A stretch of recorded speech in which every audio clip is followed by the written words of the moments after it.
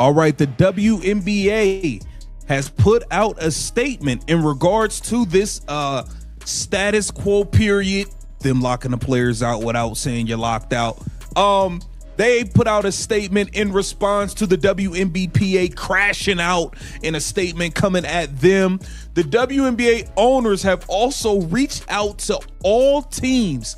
And the WNBA just made a move that completely changed the power dynamic of these negotiations, and most people missed it. First, the league puts out a carefully worded statement responding to claims from the players' union. It talks about growth, momentum, commitment to the future. Sounds harmless, right? But then, almost immediately after that statement went public, something else happened behind the scenes. The WNBA quietly contacted every general manager in the league and told them to start reaching out to free agents. Let that sink in. During what's supposed to be a tense labor dispute, during a so-called status quo period, the league didn't slow things down, they sped them up. And that's not normal, that's not neutral, that's a message. Because in labor negotiations, actions matter more than statements. And this action revealed exactly who believes they have leverage and who may have overplayed their hand.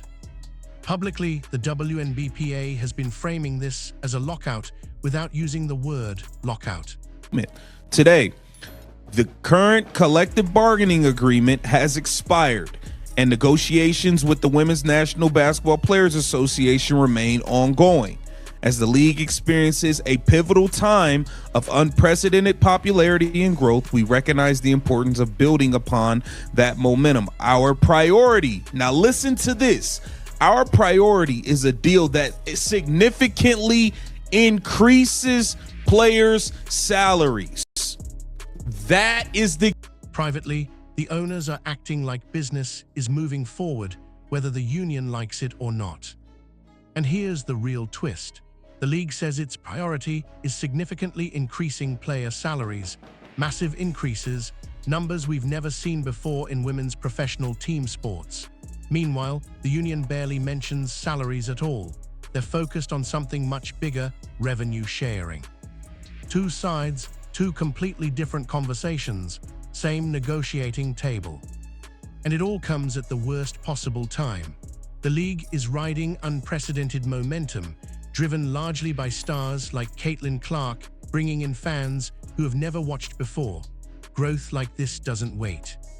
So when the league tells teams to call free agents anyway, it's not confidence, it's pressure. And once you understand why they did that, the entire dispute looks very different. At first glance, the league's statement sounded reasonable, almost diplomatic. It acknowledged that the previous collective bargaining agreement had expired. It emphasized that negotiations were ongoing, and it highlighted that the league is experiencing a pivotal time of unprecedented popularity and growth. On the surface, that reads like unity, like both sides are aligned on the moment the league is in. But then came the sentence that changed everything. The league said its priority is a deal that significantly increases player salaries. That one line tells you exactly where ownership is planting its flag. The WNBA isn't positioning this as a power struggle. They're framing it as a generosity problem. As in, we're offering players more guaranteed money than ever before, and that should be enough. Behind the scenes, sources say those offers are massive by historical standards. Max contracts north of $1 million, rookie salaries starting in the hundreds of thousands, numbers that would instantly make these players the highest-paid women's team sport athletes in the world. But here's what's important. That statement never mentioned revenue sharing, not once. At the exact same time, the WNBA released their own response, and it barely mentioned salary increases at all. Instead, it focused on ownership of the league's growth, long-term revenue participation, and structural change. That's not a disagreement over numbers. That's a disagreement over philosophy. One side is negotiating guaranteed pay. The other is negotiating ownership of upside. Those are two completely different frameworks, and they don't naturally meet in the middle. And this is why talks feel stalled. They're not arguing about how much players should make. They're arguing about what kind of league this is supposed to be. And once ownership made it clear which side of that argument they're on, their next move started to make a lot more sense. Here, where things stopped being theoretical and started getting real. Within hours of putting out that statement, the WNBA contacted every team in the league with a clear message: proceed with business. General managers were told to begin reaching out to free agents, prepare qualifying offers, and get ready for core designations. That is not standard behavior during a labor dispute. Usually, leagues slow everything down to avoid adding pressure while negotiations are ongoing. This time, ownership did the opposite. They accelerated the process, and that tells you exactly how confident they feel in their position. This wasn't chaos, it was calculated. By telling teams to start conversations now, ownership is shaping the offseason before the union can stop it. Even if contracts can't be signed yet, relationships can be formed, preferences can be mapped, verbal understandings can take shape. So when a new deal eventually gets finalized, free agency won't be a free-for-all.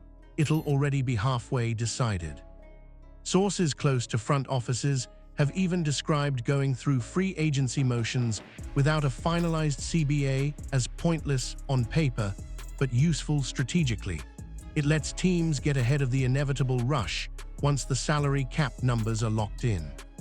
And there's another layer here. Under US labor law, leagues are required to maintain status quo conditions after a CBA expires. That gives ownership legal cover to keep things moving under the old rules. The union could have pushed for a full freeze. Reports say that option was floated and declined. Now the union is stuck in an uncomfortable middle ground. Players can be contacted, interest can be expressed, but nothing can be finalized. That creates pressure, not on ownership, but on the players waiting for clarity. And that's the point. Because while the union talks leverage, the owners are showing they don't feel trapped at all. They're acting like time is on their side. And the longer they move forward without blinking, the harder it becomes for the other side to claim control of this situation. This is where the negotiation truly breaks apart. While ownership keeps talking about guaranteed money, the WNBA is locked in on one thing: revenue sharing, not bonuses, not raises, a percentage of the league's upside. From the player's perspective, the argument feels obvious. The league is growing, ratings are up, attendance is up, sponsorships are rolling in. Much of that growth has been driven by star power, rivalries, viral moments, and players who have pulled the league into mainstream conversation. Without the players, there is no product. So when the league grows, they believe they should grow with it. And on paper, that makes sense. But here's the problem ownership keeps pointing to, even if they don't always say it out loud. The WNBA has spent most of its existence losing money. For years, it survived through subsidies and long-term investment, not profitability. Even now, despite the recent surge, the league is still walking a financial tightrope. Revenue is up, but so are costs. Expansion teams paid massive fees. Charter flights are now standard. Facilities, marketing, staffing, and media operations have all scaled up. Growth isn't free, and ownership is asking a blunt question. If players want a percentage of revenue when things are booming, are they also willing to share the risk when things cool off? That's the gamble.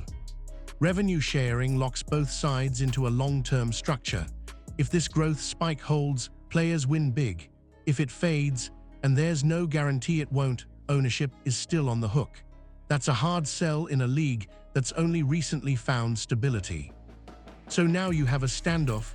One side wants certainty, the other wants upside, and neither wants to move first. Which is exactly why the pressure is shifting away from negotiations and toward the calendar. Here's the part neither side can spin their way out of. Time is no longer neutral. Even without a finalized deal, the WNBA calendar keeps moving. Expansion drafts have to happen, teams need to decide who to protect. Free agency conversations are already starting, even if contracts can't be signed yet. Training camps aren't some flexible suggestion, they're fixed dates that require preparation. And every delay compresses what comes next. If this drags on much longer, the entire offseason gets crammed into a tight window. Expansion draft first, then protections, then free agency, then camps, all back-to-back with no breathing room. That's not just stressful, it's messy. Decisions get rushed, mistakes get made, and preparation suffers. This is where the union starts to feel real pressure.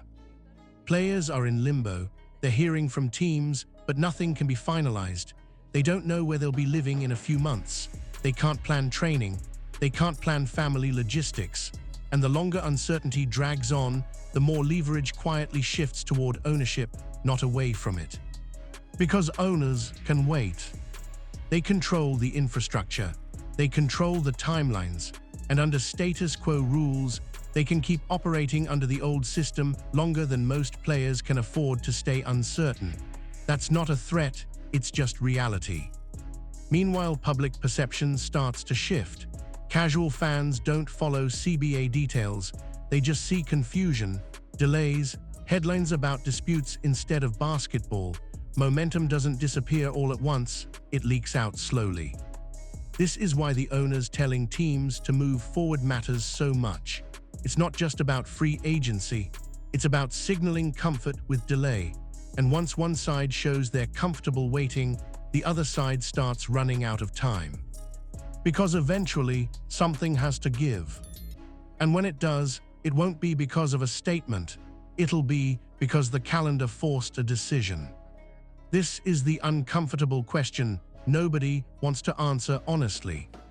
For weeks, the assumption was that the players held the cards, ratings were up, attention was high, the league had momentum it couldn't afford to lose. On paper, that should have meant leverage for the WNBA. But leverage isn't about who should win, it's about who can wait longer. Right now, ownership is acting like they can wait. By moving forward under status quo rules, the WNBA is signaling something very specific. They're comfortable letting this drag out. They're not panicking. They're not rushing to sweeten the deal publicly. They've made an offer centered on guaranteed money and are daring the union to walk away from it. That's confidence, or at least the appearance of it. The union, on the other hand, is in a tougher spot than it looks. Players don't have contracts finalized.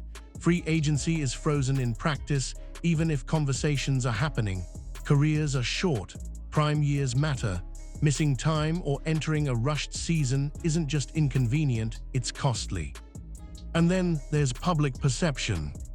To hardcore fans, this is a complex labor dispute with valid arguments on both sides. To casual fans, it's simpler. They hear that players turn down record-breaking salary increases. They don't hear the nuance about revenue models and long-term equity.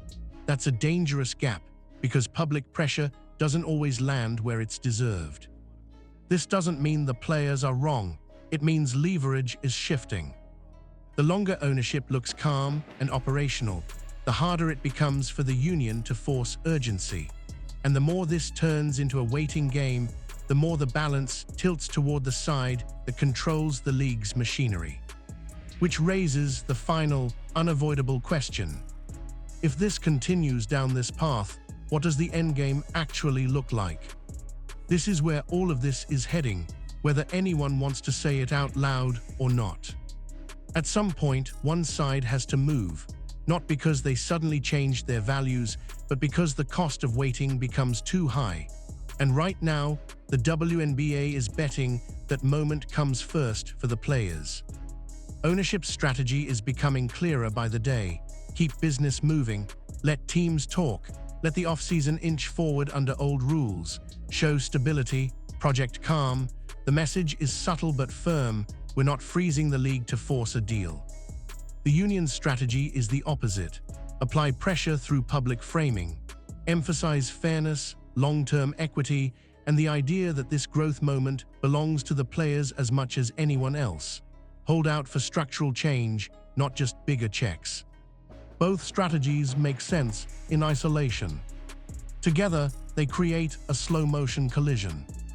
Because here's the reality no statement can erase. If this drags on deep into the calendar, the eventual deal won't feel like a victory for anyone. It'll feel like damage control, compressed timelines, rushed decisions, lingering resentment. Those scars don't disappear when ink hits paper. And even if a compromise is reached, maybe limited revenue sharing, maybe capped upside, maybe phased-in changes, the relationship has already taken a hit. Trust is harder to rebuild than salary structures. The biggest risk isn't a cancelled season, it's something quieter. It's casual fans tuning out, media shifting focus, momentum cooling while both sides argue over how to divide it. Growth doesn't vanish overnight. It fades when uncertainty becomes the story instead of the sport. That's why this moment matters so much. Not because one side is right and the other is wrong, but because the longer this turns into a power struggle, the more the league risks losing what both sides claim they're fighting to protect.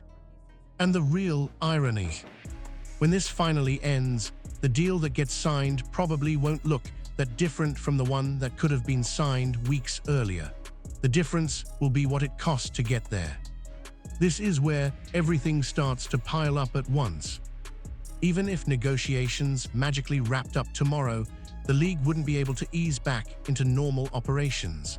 The WNBA offseason has a hard order, and that order doesn't care about labor disputes. First comes the expansion draft. Two new teams, Toronto Tempo and Portland Fire, have to build rosters. Existing teams must decide which players to protect. That alone is a high-stakes process that usually takes weeks of preparation and internal debate. Only after that can free agency truly begin. But because of the delay, all of this is getting squeezed into a shrinking window. Expansion draft decisions, protection lists, free agency negotiations, signings, training camp prep, all stacked back-to-back with almost no margin for error. That's how chaos starts. Front offices are being forced to plan without clarity. Players don't know whether they'll be protected, selected, or free to negotiate. Coaches don't know what rosters they'll be working with. And once the green light finally comes, everything is going to move fast, maybe too fast. League sources have already hinted that free agency, when it opens for real, will be a sprint. Deals that usually take days of consideration could be finalized in hours. Players may feel pressured to commit quickly just to secure stability. Teams may take risks they wouldn't normally take with more time. And this is where expansion adds another layer of stress. New teams need talent immediately to be competitive and credible. Existing teams don't want to lose key pieces unexpectedly. The compressed timeline raises the odds of mistakes, and mistakes linger for years. This is why the owners pushing business forward now matters so much. They're trying to organize the chaos before it explodes.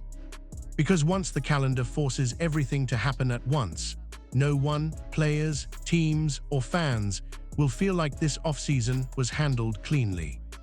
And the fallout won't stop when the season tips off. Write next section and make it around 200-300 words. Cancel. Send. In the end, it wasn't a lockout. It wasn't a cancelled season. It wasn't even a dramatic walkout. It was a letter. A carefully worded statement from the WNBA, followed immediately by quiet instructions to teams to move forward like nothing had stopped. That single sequence changed everything, because it made one thing clear: this wasn't just a negotiation anymore, it was a power struggle. The WNBA believed the league's recent explosion in popularity gave them leverage they'd never had before. And to be fair, they weren't wrong. Stars brought in new fans, ratings jumped, attention followed. Moments like this don't happen often, and the players didn't want to waste it. But ownership saw the same moment differently. They saw risk, long-term commitments, a league that's still stabilizing, and instead of backing down, they doubled down on structure, process, and patience. Bigger salaries on the table, business continuing under old rules, no public panic. That's why this letter mattered so much. It wasn't just a response, it was a signal, a message that said, we are prepared to wait. And waiting changes everything. Even if a deal gets done, and it probably will, the relationship won't snap back to normal. Trust has been strained, lines have been drawn, both sides have tested how far they can push without breaking the league they share. The real danger is that the season disappears. It's that the momentum fades quietly. Casual fans don't follow labor language. They follow stars, they follow stories, and moments driven by players like Caitlin Clark don't pause for negotiations.